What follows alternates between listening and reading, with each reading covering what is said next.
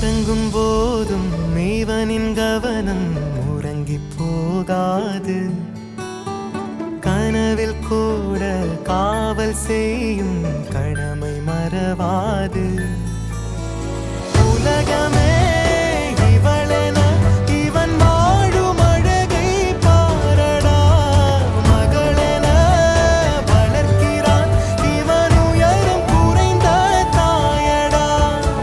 இவனின் அன்பை அளந்திட